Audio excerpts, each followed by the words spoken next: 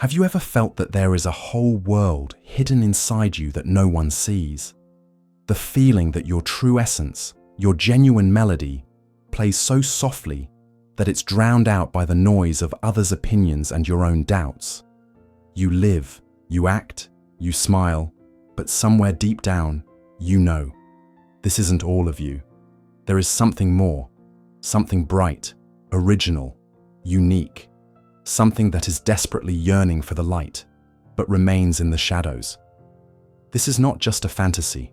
This is the call of yourself. As the great Swiss psychologist Carl Jung would say, he dedicated his life to studying the depths of the human soul and came to a conclusion that could change everything. Your uniqueness is not something you need to create or invent. It already exists. It is the core of your personality, your inner diamond. But it is covered in layers of dust, woven from the fears we've absorbed over the years. These fears are not your enemies in the literal sense. Jung saw them as guardians standing at locked doors. Behind each of these doors lies a part of your power, a fragment of your authenticity. And as long as you are afraid to approach these guardians, your uniqueness remains imprisoned. You live only half of your life, showing the world not your true light, but only its dim reflection. The price you pay for this compromise is enormous. It's not just about missed opportunities. It is a quiet longing for your true self. It is energy, spent not on creation, but on maintaining a mask. It is a life in which you strive to be understood instead of being unforgettable. But what if I told you that there are keys to these doors, that by letting go of just 7 main fears, you will not only become braver, but you will allow your uniqueness to shine so brightly that the world around you will involuntarily fall silent, captivated by your light. Today, we will embark on a journey into ourselves, guided by the wisdom of Carl Jung. We will name those very guardians who hold your power captive. The 6th and 7th fears will be especially important. They touch upon the very essence of transformation, the moment when the caterpillar stops being afraid and finally allows itself to become a butterfly. Are you ready to meet them? Are you ready to let go of what prevents you from being yourself and find what you came into this world for? Then let's begin. Fear 1. The fear of judgment. This fear is the most insidious and the most common. It has been whispering in your ear since childhood. What will people think? Don't stick out. Be like everyone else. It forces you to smooth over the sharp edges of your personality, hide your quirks, stay silent when you want to speak, and agree when you want to object. Jung called the mechanism born of this fear the persona. It is the social mask we wear to be accepted, to meet the expectations of family, friends, and society. The persona is not a lie in its purest form. It is more of a convenient, polished facade behind which we hide our true I. And the more we fear judgment, the thicker and stronger this mask becomes, until one day we start confusing it with our real face. Your uniqueness cannot live in the prison of the persona. Your most interesting, original, creative ideas, your unconventional views, your unique sense of humor, all of it remains behind the wall. You show the world only the part of yourself that is guaranteed to receive approval. But the price for this security is sterility. You become predictable, convenient, but not alive. Jung would tell you something radical. Other people's judgment is almost always not about you. It's about them. When someone judges your brightness, they are actually talking about their own dullness. When someone criticizes your courage, they are revealing their own fear. Their judgment is a projection of their own shadow, the qualities they fear or do not accept in themselves. You merely become a mirror in which they see what they are running from. Once you understand this, the fear of judgment loses its power. You realize that trying to please everyone is a path to nowhere, a betrayal of your soul. Letting go of this fear doesn't mean becoming rude or defiant. It means allowing yourself to be authentic. It means speaking in your own voice, wearing what reflects your mood rather than fashion trends, and doing what ignites your heart not what is considered prestigious. When you stop fearing judgment, a miracle happens. Yes, some people who are used to your convenient mask may turn away, but others will take their place.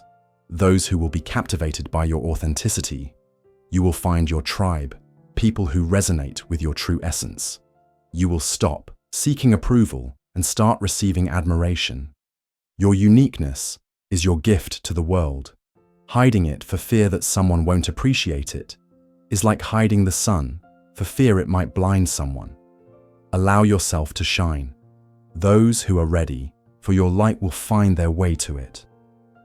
Fear 2, the fear of mistakes. This fear is the best friend of perfectionism and the main enemy of creativity. It paralyzes you before you even take the first step. It whispers, "What if it doesn't work out? You're not ready enough." It's better not to start than to do it imperfectly. Under its influence, you postpone projects, hesitate to try new things, and are afraid of looking foolish or incompetent. Jung believed that Western culture is obsessed with the idea of success and is terrified of failure. But in his concept of individuation, the path to wholeness and self, he saw mistakes not as defeats, but as an absolutely necessary part of the process. He would say that the soul cannot grow in sterile, perfectly level soil. It needs failures, dead ends, and wrong turns. A mistake is not a verdict. A mistake is information. It is feedback from reality that says, "This path isn't working. Try another one." When you fear mistakes, you deprive yourself of this most valuable information. You prefer to stand still in an illusion of safety instead of moving forward, stumbling, and learning. Your uniqueness cannot unfold in an atmosphere of total control and fear of failure. It manifests in experimentation, in play, in the courage to try and be ready for any outcome. Great artists did not create masterpieces on their first attempt. Great scientists conducted thousands of failed experiments. Your life is not an exam where you get a failing grade for every mistake. Your life is a creative laboratory. Jung spoke of alchemy as a metaphor for psychological transformation. Alchemists sought to turn lead into gold. In psychology, lead is our mistakes, failures, and shadow aspects. Gold is the wisdom, wholeness, and uniqueness that are born from processing this lead. By fearing mistakes, you are giving up the most important thing, the alchemical process of transformation. You want to get the gold without touching the lead, but it doesn't work that way. To let go of the fear of mistakes means to change your attitude towards them. It means starting to perceive life as an adventure, not a test.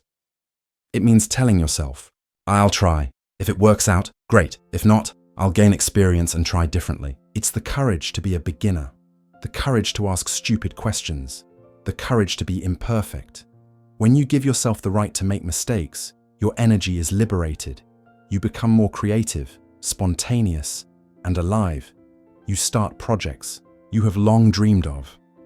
You learn to dance, to paint, to speak a new language, not for the result, but for the process. And it is in this process, in this freedom from fear, that your uniqueness begins to manifest in your every action. The world is captivated not by your perfection, but by your courage to live, to try, and to be real. Fear 3. The fear of being different and the associated loneliness. This fear is rooted in the most ancient, animalistic layers of our psyche. To be different from the rest meant to be exiled from the tribe, which was tantamount to death. And although we have long lived in a civilized world, this archaic fear continues to live in our unconscious. It forces us to mimic, to adapt to our surroundings, to hide our true interests and values if they differ from the generally accepted ones. We are afraid that if we show our true, unique essence, we will be left alone, that we will not be understood, not be accepted, and we will end up in isolation. This fear makes us settle for superficial relationships and stay in groups where we don't feel like ourselves, just to avoid being alone. Jung would look at this fear from a completely different perspective. He would say that a genuine, deep connection between people is possible only when two whole, authentic personalities meet. Not two masks, not two halves, but two separate, unique worlds. By trying to be like others, you, paradoxically, deprive yourself of the chance for real intimacy. You might get company, but you won't get a kinship of souls. Your uniqueness is your magnet for your people. As long as you hide it, you attract those who need your mask. But as soon as you dare to show it, you become visible to those who are looking for you, those who are tired of facades and yearn for authenticity. Jung distinguished between two states, loneliness and solitude. Loneliness is the painful feeling of isolation that can be experienced even in a crowd. Solitude is a conscious, resourceful choice to be alone with oneself. By letting go of the fear of being different, you stop being afraid of loneliness and discover the value of solitude. You understand that being alone is not scary. What's scary is being with someone and feeling lonely because you have to pretend. When you find comfort in your own company, your energy changes. You stop radiating neediness and desperation. You become self-sufficient. And it is this self-sufficiency, this inner fullness, that is incredibly attractive. People are intuitively drawn to those who do not cling to them, to those who are a whole world unto themselves. Letting go of this fear is an act of faith, faith that your uniqueness will not push people away, but attract them. That somewhere in the world, there are people who are waiting for your unique light. It is the courage to leave where you feel confined to create space for those with whom you will feel free. It is a choice for the quality of connection, not its quantity. And when you make this choice, the world truly begins to be captivated by your courage to be yourself, even if it means walking your own unique path. Fear 4. The fear of your own power. It may seem strange, but we fear not only our weaknesses. We often fear our own power even more. Within each of us lies a huge potential, a powerful energy, an ability to influence the world, but we are afraid to awaken it. This fear manifests as imposter syndrome, in the habit of downplaying our achievements, in refusing leadership roles, in the inability to accept compliments. We are afraid that if we acknowledge our power, we will become arrogant, aggressive, unfeminine. We are afraid that this power will impose a responsibility on us that we cannot handle. We are afraid that by becoming strong, we will scare others away, especially men. Jung would call this the fear of integrating one's shadow gold and the heroic archetype. In our shadow, according to Jung, are hidden not only negative qualities, but also suppressed power, healthy aggression, ambition, and leadership potential. Everything we were taught to see as bad or immodest in childhood. We hide this power in the basement of our unconscious, preferring to remain convenient, nice, and safe. But suppressed power does not disappear. It either begins to destroy us from within, turning into depression or psychosomatic illnesses, or it erupts in uncontrolled outbursts of anger. Living in fear of your own power, you are like a person who owns a race car but is afraid to drive faster than 20 mph. Your uniqueness is inextricably linked to your power. They are two sides of the same coin. Your unique gift to the world requires strength to realize it. Your unique voice requires power to sound confident. Your unique mission requires strength to follow it, despite obstacles. To let go of this fear means to stop apologizing for your existence. It means acknowledging your talents and achievements. It means learning to say yes to opportunities and no to what depletes you. It means allowing yourself to be visible, influential, and significant. This will not turn you into a monster. On the contrary, integrated, conscious power is a calm confidence, not aggressive domination. It is the ability to protect your boundaries, not attack others. It is the ability to lead by inspiring, not by coercing. When you accept your power, you take your rightful place in the world. You stop playing supporting roles in your own life. And this inner strength, this regal bearing, emanating not from the ego but from the depth of yourself, makes an indelible impression. The world isn't afraid of strong women. The world admires them. It is captivated by those who are not afraid of their own light and allow it to illuminate the path for others. Fear 5. The fear of depth. We live in a world of surfaces, superficial communication on social media, superficial news, superficial relationships. We are used to gliding along the surface of life, afraid to dive into the depths. We fear deep feelings, deep conversations, deep intimacy. Because depth implies vulnerability. In the depths, it is dark and unknown. Not only treasures live there, but also monsters, our repressed traumas, pain, hidden desires. And we are afraid to confront them, both in ourselves and in another person. We prefer light, non-committal connections where we don't have to show our shadow, our vulnerability, our imperfection. Jung would say that this is the fear of one's own unconscious. He often used the metaphor of the ocean to describe the psyche. Consciousness is just the sunlit surface, while the unconscious is the vast, dark, unexplored depths. Your uniqueness, your self, does not live on the surface. It is the pearl resting at the very bottom. As long as you fear the depths, you will never find it. You will collect seashells on the shore, but will never know what treasures the ocean holds. In relationships, this manifests as a fear of true intimacy. You show your partner only your good, light side, your persona. But true love, according to Jung, is a meeting of two whole personalities who are not afraid to show each other their shadows as well.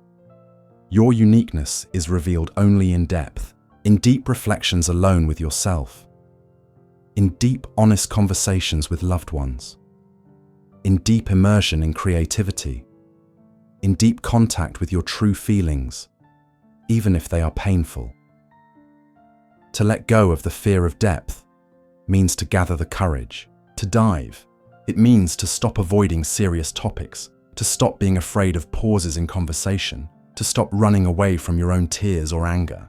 It means taking a risk and showing another person not only your beautiful facade, but also your cracks, your vulnerability.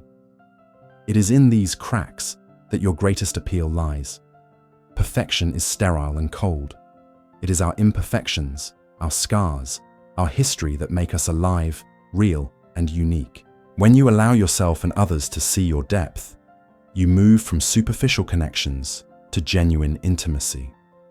You become a person with whom one can not just have a pleasant time, but with whom one can be oneself.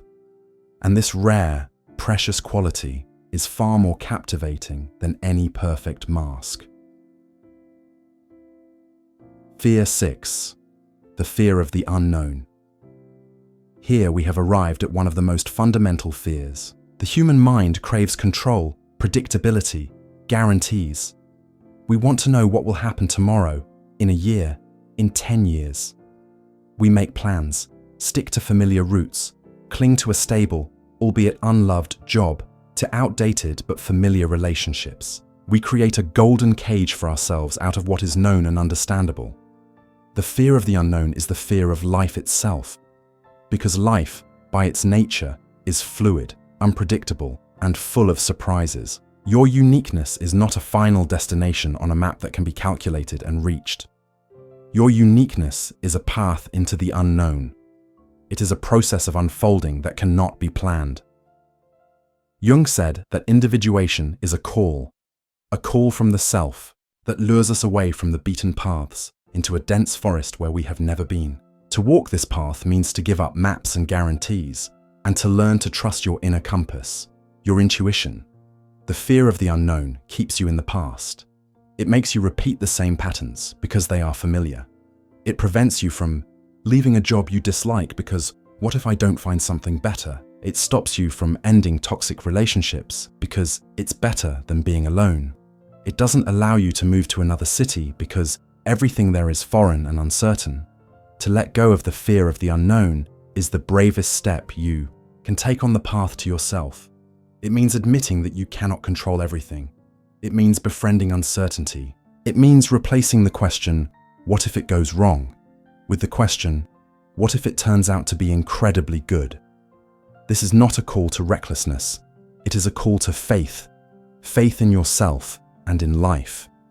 It is the ability to take a step into the fog, relying on your inner light. When you let go of this fear, you become open to miracles. You begin to notice signs, opportunities, synchronicities that you previously ignored. Your life ceases to be a predictable script and turns into a thrilling adventure. You become an explorer, a traveler, a discoverer of your own universe. And this energy of a pioneer, this readiness for the new, this openness to the world is incredibly contagious and attractive.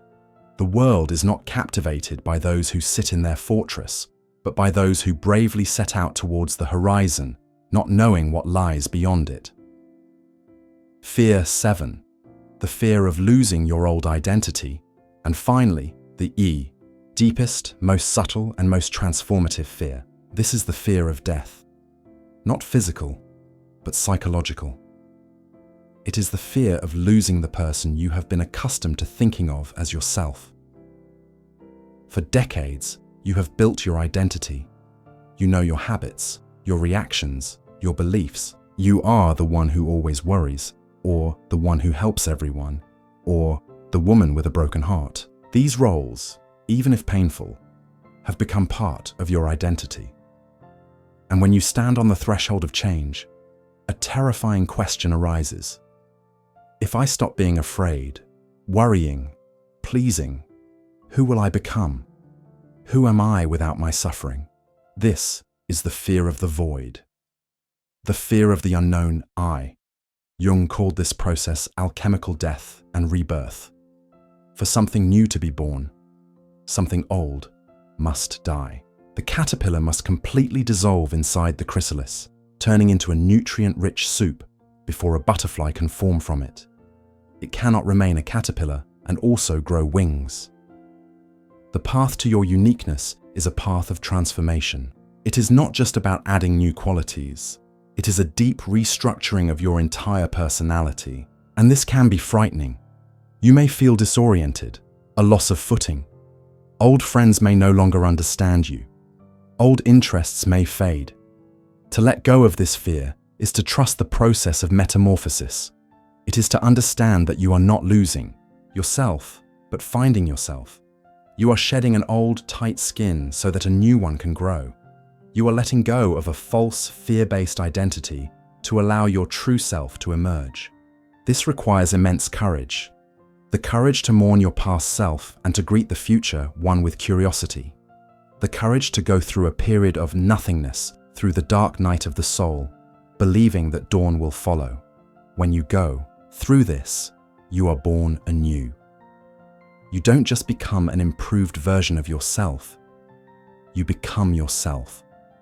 Whole, authentic, free. Your uniqueness ceases to be a concept and becomes your living, breathing reality. It is this authenticity, born from the ashes of old fears, that captivates the world. People sense in you not just a person who has learned something. They sense someone who dared to die and be reborn. And this quiet, wise power is impossible to resist. 7 fears, 7 guardians at the gates of your authenticity. The fear of judgment, the fear of mistakes, the fear of being different, the fear of your own power, the fear of depth, the fear of the unknown, and finally, the fear of losing your former self. They seem huge and insurmountable as long as you stand before them, frozen. But the wisdom of Jung is that you don't need to fight them. You need to see them, acknowledge them, and let them go. Stop feeding them your energy. Your uniqueness is not something you have to earn or create. It is waiting for you. It has always been with you. It is that quiet voice you heard in childhood. It is that creative impulse you suppressed. It is that dream you thought was impossible. By letting go of these fears, you do not become someone else. You come home to yourself. You allow your inner light, which has been hidden for so long, to finally shine at its full power. This light is not an aggressive spotlight. It is a warm, steady, confident glow, like a distant star. It does not demand attention, but it is impossible not to notice. It attracts, warms, and inspires. The journey to yourself is the most thrilling romance you can ever live, and let it begin today. With one small step. With the decision to no longer let fear dictate who you are. Allow yourself to be unique. Allow yourself to be alive. Allow yourself to shine. And you will see how the world, which seemed grey and judgmental, will suddenly turn its brightest side to you. It will be captivated, not by your mask, not by your perfection, but by your brave, beautiful, one-of-a-kind soul, by your uniqueness.